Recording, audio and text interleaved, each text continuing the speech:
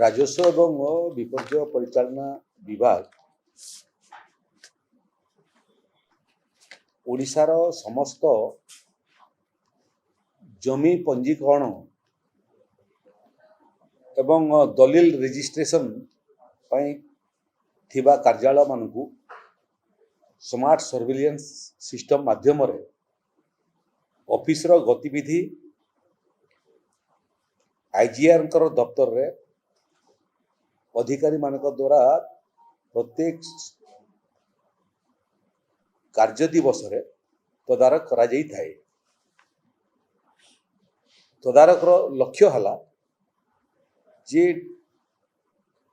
DSR office सबू दुर्नीति मुक्त हबो एवं डीएसआर ऑफिस सबू मध्यस्थी मुक्त हबो।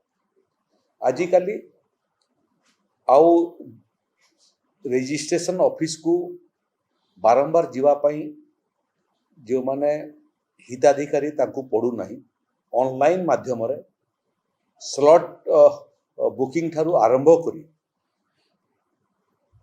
रेजिस्ट्रेशन पर्यंत अल्प समय भितर किमिति लोक हैरान हरकत न होइकरी तांकर कार्य समापन पड़िवे एवं ये कार्य कला बेलू बहुत समय मध्यस्थी जो माने आसुतिले से माने गोटे सिंह भाग पैसा मध्य लोक ठकी नौते बंद कर उद्देश्य एवं ये ऑफिस माने मध्य दुर्नीति प्रवण ऑफिस माने से दुर्नीति किमिति समाप्त करू से क्रम आज आम समीक्षा करूँ जे एटा केते कार्यक्षम होइछि एवं ताको आहुरी किमिति कार्यक्षम करा जाई पारिबो एवं ये व्यवस्था को केवल रजिस्ट्रेशन ऑफिस भितर सीमाबद्ध न रखी करी राजस्व ऑफिस मानकु मध्य किमिति व्यवहार करिवो गोटे तहसील ऑफिस रे मध्य किमिति स्मार्ट सर्विलेंस सिस्टम रो व्यवस्था ही पारिबो।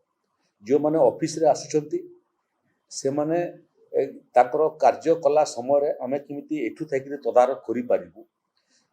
तहसीलदार एवं एडिशनल तहसीलदार माने जो माने क्वासी जुडिशियल प्रोसीडिंग रो काम करूचंती जथा म्यूटेशन केस करचंती तार हियरिंग मध्य आमे एठु थाइकि देखि पारिबे ठीक ठाक चली ना नहीं। जो माने फील्ड को जाउछंती आरआई अमीन थारु आरंभ करी एडिशनल तहसीलदार पर्यंत फील्ड को गला समय मध्य तांको किमिति आमे ट्रैकिंग करि पारिबु ये समस्त विषय को आउ गोटे सोपान आकु नबा पई आज राजस्व एवं विपर्य परिचालना विभाग रो बैठक हेतिला जोंथरे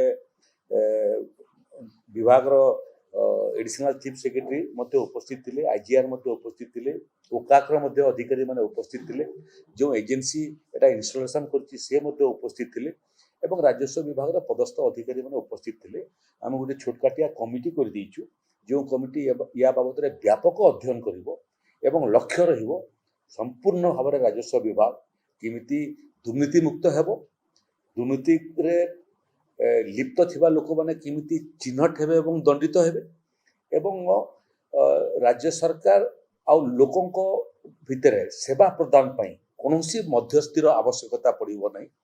ए बाबद रे जे माने बारंबार राजस्व ऑफिस को बिना काम रे आसुचंती तांको मध्य किमिति चिन्हट करिवु ई स्मार्ट सर्विलेंस माध्यम रे एवं तांको राजस्व विभाग रो परिसर भितरे आसीबा पई किमिति आईन को व्यवहार करी बारण करा जाई परिबो एवं आवश्यक पड़ले अभियोग आसिले सेमनको दंडित करा जाई परिबो। ये सामग्रिक विषय व्यापक आलोचना हिची तार एसओपी प्रस्तुत हबो एवं याकू आगामी दिन रे उपस्थान ठारू आरंभ करी कार्यदक्षता पर्यंत स्मार्ट सर्विलेंस सिस्टम माध्यम रे आमे तदारक करिवो से बाबद रे आज आलोचना हिची आकू तार एसओपी बाहरिबो एवं राजस्व विभाग रे समस्त दफ्तर रे स्मार्ट सर्विलेंस सिस्टम इंट्रोड्यूस करा जिवो नै। कोनोसी ऑफिस को रजिस्ट्री ऑफिस को किए जाए जे जमी बिकी बसे जाए जे जमी किणी बसे जाए अति आवश्यक पड़ले जो माने डीड राइटर अछंती से माने जिवे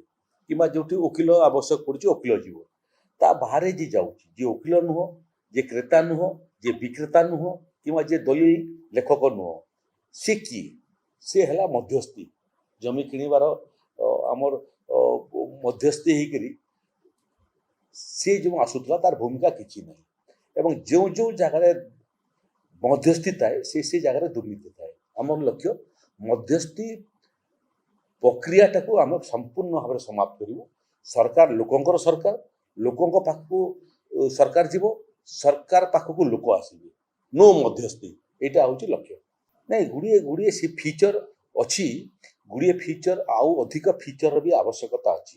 ଏବେ ଯେଉଁମାନେ ବାରମ୍ବାର ଆସୁଛନ୍ତି ସେମାନଙ୍କର ଛବି ଆମ ପାଖରେ ଗଚ୍ଛିତ ହେଉଛି, କିନ୍ତୁ ଯେଉଁମାନେ ଆସୁଛନ୍ତି ସେମାନଙ୍କୁ କେବଳ ଚିହ୍ନଟ ନୁହଁ, ଯେଉଁମାନେ ଦପ୍ତରରେ କାମ କରୁଛନ୍ତି ଅଧିକାରୀ ସେମାନେ ମଧ୍ୟ କେତେ ସମୟ ଅଫିସରେ ରହୁଛନ୍ତି, କେତେ ସମୟ ଅଫିସ ବାହାରେ ରହୁଛନ୍ତି। ଯଦି ସେମାନେ ଅଫିସରେ କମ୍ ସମୟ ରହୁଥିବେ କେମିତି ସେମାନଙ୍କର ସେ ଦିନର ଦରମା ବନ୍ଦ ହେଇପାରିବ। 8 ଘଣ୍ଟା କାମ କରିବା ପାଇଁ ସମସ୍ତଙ୍କର କର୍ତ୍ତବ୍ୟ ଏଇଟା। ତେଣୁ ତାଙ୍କର ଉପସ୍ଥାନ, ତାଙ୍କର କାର୍ଯ୍ୟଠାରୁ ଆରମ୍ଭ କରିକିରି ଲକ୍ଷ୍ୟ ସମ୍ପୂର୍ଣ୍ଣ ଭାବରେ ସ୍ପଷ୍ଟ। ସରକାର ଲୋକଙ୍କ ପାଖରେ ପହଞ୍ଚିବ, ଲୋକେ ସରକାର ପାଖରେ ପହଞ୍ଚିବେ, କୌଣସି ମଧ୍ୟସ୍ଥିର ଆବଶ୍ୟକତା ନାହିଁ। ଏକ୍ସଟ୍ରା ଏମିତି ହେଇପାରିବ ଯେ ଯଦି ଗୋଟେ ବ୍ୟକ୍ତି ଡିଏସ୍ଆର୍ ଅଫିସ କୁ ପ୍ରତ୍ୟେକ ଦିନ ଆସୁଛି, କିମ୍ବା ଧରନ୍ତୁ ଆଗାମୀ ଦିନରେ ସ୍ମାର୍ଟ ସର୍ଭିଲାନ୍ସ ଇଣ୍ଟ୍ରୋଡ୍ୟୁସ୍ ହେଲା ପରେ ତହସିଲ ଅଫିସକୁ ଆସୁଛି, ସେ ଭଳିଆ ଲୋକଙ୍କର ନାଁ ପଞ୍ଜୀକୃତ ହେଇଯିବ, ଅଟୋମେଟିକ୍ ପଞ୍ଜୀକୃତ ହେଇଯିବ। ବାରମ୍ବାର ଯାଉଛି ଫଟୋ, ପ୍ରତ୍ୟେକ ଦିନ କ୍ୟାମେରାରେ ତାର ଫଟୋ ଉଠୁଛି। ତାକୁ ଠାବ କରିକିରି ସବ୍ କଲେକ୍ଟର, କଲେକ୍ଟର ଯେଉଁମାନେ ଏକ୍ଜିକ୍ୟୁଟିଭ ମାଜିଷ୍ଟ୍ରେଟ୍ ଅଛନ୍ତି ତାଙ୍କ ପାଖକୁ ରିପୋର୍ଟ ପ୍ରଦାନ କରିପାରିବେ ଡିଏସ୍ଆର୍। ଏକ୍ଜିକ୍ୟୁଟିଭ ମାଜିଷ୍ଟ୍ରେଟ୍ ଯେଉଁମାନେ ଅଛନ୍ତି ସିଆର୍ପିସିରେ 110 ଧାରା ଅଛି, ଯାହାକୁ ସେମାନେ ଇନଭୋକ୍ କରିପାରିବେ। 144 ଧାରା ଅଛି ଯେ ଅମୁକ ବ୍ୟକ୍ତି ଅମୁକ ପରିସର ଭିତରେ ତୁ ନଜର ଆସିବା କଥା ନୁହଁ, ତାର ଅର୍ଡର ପାଇଲା ପରେ ଯଦି ନଜର ଆସେ ତାର ବିରୁଦ୍ଧରେ କାର୍ଯ୍ୟାନୁଷ୍ଠାନ ମଧ୍ୟ ହେଇପାରିବ। ଆଇନ ବହୁତ ଲମ୍ବା ଆଉ ଆଇନ ବହୁତ ସ୍ପଷ୍ଟ। ସବୁ ସମସ୍ୟାର ସମାଧାନ ପାଇଁ ଆଇନ ଅଛି, କିନ୍ତୁ ଆଇନକୁ ବ୍ୟବହାର ନ କଲେ ଯେଉଁ ଉଦ୍ଦେଶ୍ୟରେ ଆଇନ ଅଛି ସେଟା ଜନହିତକାରୀ ହେଇପାରୁନାହିଁ। ଆମର ପ୍ରୟାସ ଚାଲିଛି ଯେ ଦେଶରେ ଏବଂ ରାଜ୍ୟରେ ଯେତେ ସବୁ ଆଇନ ଅଛି ମଧ୍ୟସ୍ଥି ମୁକ୍ତ କରିବା ପାଇଁ ସମାଜକୁ ଏବଂ ଗଭର୍ଣ୍ଣାନ୍ସକୁ ସବୁ ଆଇନର ଆମେ ବ୍ୟବହାର କରିବୁ। କରାହେଇଛି, ଗୁଡ଼ିଏ କରାହେଇଛି, ଗୁଡ଼ିଏ ଏଭଳିଆ ବ୍ୟକ୍ତିଙ୍କୁ ଆସିବା ପାଇଁ ବାରଣ ମଧ୍ୟ କରାହେଇଛି ଏବଂ ସୋପାନ ପରେ ସୋପାନ ଆମେ ଆଗକୁ ଯାଉଛୁ। ଯେଉଁଭଳି ଭାବରେ ୟାର ଅଧ୍ୟୟନ ଆମେ କରିଛୁ, ସେ ଦିଗରେ ଆଉ ଗୋଟେ ବିଷୟ ମଧ୍ୟ ଚିନ୍ତା କରୁଛୁ ଯେ ଯେଉଁମାନେ ହେବିଚୁଆଲ, ତାକୁ କହନ୍ତି ହେବିଚୁଆଲ ଭିଜିଟର, ଯେଉଁମାନେ ହେବିଚୁଆଲ ଭିଜିଟର, ଯେଉଁମାନେ ପରୋକ୍ଷରେ ମଧ୍ୟସ୍ଥି କାମ କରନ୍ତି ଏବଂ ଏଟାକୁ ପେଶା ଭାବିଛନ୍ତି ଯେ ମଧ୍ୟସ୍ଥି କରିକିରି ଲୋକଙ୍କର ତାଙ୍କର ଗୁଜୁରାଣ ମେଣ୍ଟେଇବେ, ସେମାନଙ୍କର ଫଟୋ ମଧ୍ୟ ବିରାଟ ସାଇନବୋର୍ଡ କରି ଲଗେଇବୁ। ଯେମିତି ପୋଲିସ ଷ୍ଟେସନରେ ସାଇନବୋର୍ଡ ଥାଏ ଅପରାଧୀମାନଙ୍କର, ଡିଏସ୍ଆର୍ ଅଫିସ ସାମ୍ନାରେ ବଡ଼ ସାଇନବୋର୍ଡ ଲାଗିବ ଏବଂ ଏହି ବ୍ୟକ୍ତିମାନଙ୍କର ଫଟୋ ଲାଗିବ ଯେଉଁମାନେ ବିନା କାରଣରେ ଲଣ୍ଡଭଣ୍ଡ ହେଉଛନ୍ତି। ଏଠି ଯେଉଁ ସର୍ଭିଲାନ୍ସ ସିଷ୍ଟମ ଅଛି ଆମେ ତାକୁ ନିରୀକ୍ଷଣ ବି କରୁଛୁ। ଆମ ଅଧିକାରୀ ମାନେ ବି ସର୍ବେକ୍ଷଣ ରହିବେ। ଆମର ଅଧିକାରୀ ମାନେ ବି ଏଇଟା ଡିଷ୍ଟ୍ରିକ୍ଟ ରେଜିଷ୍ଟ୍ରେସନ ଅଫିସର ଏଡିଏମ୍ ମାନେ ମଧ୍ୟ ସର୍ଭିଲାନ୍ସରେ ଅଛନ୍ତି। ଓଡିଓ ସିଷ୍ଟମ ମଧ୍ୟ ଅଛି, ଯେଉଁ ସିଷ୍ଟମରେ ଆମେ କୌଣସି ତ୍ରୁଟି ଦେଖିଲେ ଅଧିକାରୀଙ୍କୁ ଫୋନ କରି ଜଣାଇ ପାରୁଛୁ। ଭିଡ଼ିଓ ସିଷ୍ଟମ ମଧ୍ୟ ଅଛି, ଦରକାର ପଡ଼ିଲେ ଭିଡ଼ିଓ କନଫରେନ୍ସିଂ ମଧ୍ୟ ଆଇଜିଆର୍ ଅଫିସରୁ ଅଧିକାରୀ ମାନେ ତଳେ କାମ କରୁଥିବା ଅଧିକାରୀ ସାଙ୍ଗରେ ମଧ୍ୟ ଭିଡ଼ିଓ କନଫରେନ୍ସିଂ ମଧ୍ୟ କଥା ଲାଗି ପାରିବେ। ସେ ପ୍ରକ୍ରିୟା ଭିତରେ ବହୁତ ସମୟରେ ମୁଁ ନିଜେ ଯାଇକରି ମଧ୍ୟ ବହୁତ ସମୟରେ ଆଇଜିଆର୍ ଅଫିସରେ ବସିକରି ଏଭଳିଆ ତଦାରଖ ମଧ୍ୟ କରିଛି, କଥାବାର୍ତ୍ତା ମଧ୍ୟ କରିଛି। ସେଥିରେ ଯେଉଁଟା ଭୁଲ ତ୍ରୁଟି ହେଉଛି ସେମାନଙ୍କର ଭୁଲ ତ୍ରୁଟି ଠାରୁ ଆରମ୍ଭ କରି କେତେ ସମୟ ଅଫିସରେ ରହୁଛନ୍ତି ତାର ମଧ୍ୟ ରିପୋର୍ଟ ଆମ ପାଖକୁ ଆସିବାର ପ୍ରକ୍ରିୟା ଆରମ୍ଭ ହେଲାଣି।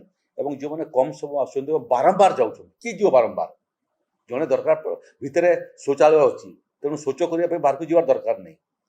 ଅତି ଆବଶ୍ୟକ ପଡ଼ିଲେ କେଉଁଠି ଯଦି ଲଞ୍ଚ ସମୟରେ ଯାଇପାରିବି, କିନ୍ତୁ ଯେ ବାରମ୍ବାର ଭିତରୁ ଯାଉଛି ସେ ମଧ୍ୟ ସ୍ୱାଭାବିକ ଭାବରେ ସନ୍ଦେହର ଘେର ଭିତରେ ଆସିବ।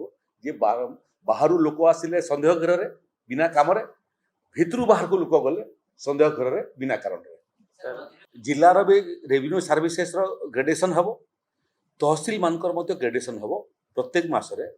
ତଦ୍ୱାରା କ'ଣ ହେବ, ଯେଉଁମାନେ ଭଲ କାମ କରୁଛନ୍ତି ସେମାନେ ଆହୁରି ପ୍ରେରିତ ହେବେ ଆହୁରି ଭଲ କାମ କରିବା ପାଇଁ। ଯେଉଁମାନଙ୍କର କାମ ସନ୍ତୋଷଜନକ ନୁହଁ ସେମାନେ ମଧ୍ୟ ଚେଷ୍ଟା କରିବେ ଆସନ୍ତା ପରବର୍ତ୍ତୀ ମାସ ତାଙ୍କର କାମର ମଧ୍ୟ ଉନ୍ନତି ଆଣିବା ପାଇଁ।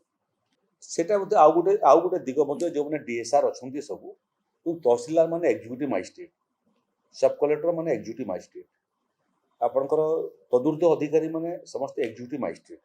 କିନ୍ତୁ ଯେଉଁମାନେ ଡିଏସ୍ଆର୍ ମାନେ ଅଛନ୍ତି, କେବଳ ଡିଏସ୍ଆର୍, ସେମାନେ ଏକ୍ଜିକ୍ୟୁଟିଭ୍ ମାଜିଷ୍ଟ୍ରେଟ୍ ନୁହନ୍ତି। ବହୁତ ସମୟରେ ତାଙ୍କର ଯେଉଁ କାମ ସେ କାମ କରିବା ପାଇଁ ହେଲେ ତାଙ୍କୁ ଆହୁରି ଯଦି ଆମେ ଏକ୍ଜିକ୍ୟୁଟିଭ୍ ମାଜିଷ୍ଟ୍ରେଟ୍ ଭାବରେ ଏମ୍ପାୱାର୍ଡ କରିପାରିବୁ ହେଲେ ତାଙ୍କର କାମଟା ମଧ୍ୟ ଆହୁରି ସହଜ ହୋଇପାରିବ ଏବଂ ମଧ୍ୟସ୍ଥି ବିରୁଦ୍ଧରେ ମଧ୍ୟ କାର୍ଯ୍ୟାନୁଷ୍ଠାନ ଗ୍ରହଣ କରିବା ପାଇଁ ସେମାନଙ୍କ ପାଖରେ କ୍ଷମତା ମିଳିଯିବ। ତେଣୁ ଆଗାମୀ ଦିନରେ ଆମେ ଯୋଜନା କରୁଛୁ ଯେ ଯେତେ DSR ଅଛନ୍ତି ରାଜ୍ୟରେ ସେ ସମସ୍ତଙ୍କୁ ଏକ୍ଜିକ୍ୟୁଟିଭ୍ ମାଜିଷ୍ଟ୍ରେଟ୍ର ଏମ୍ପାୱାର୍ଡ କରିବା ପାଇଁ।